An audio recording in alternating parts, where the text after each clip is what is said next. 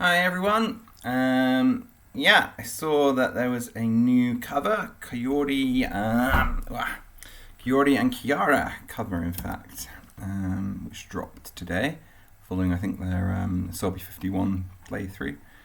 And it's on Kiori's channel, so obviously it's going to be Japanese, and I think it's called Newton Dance.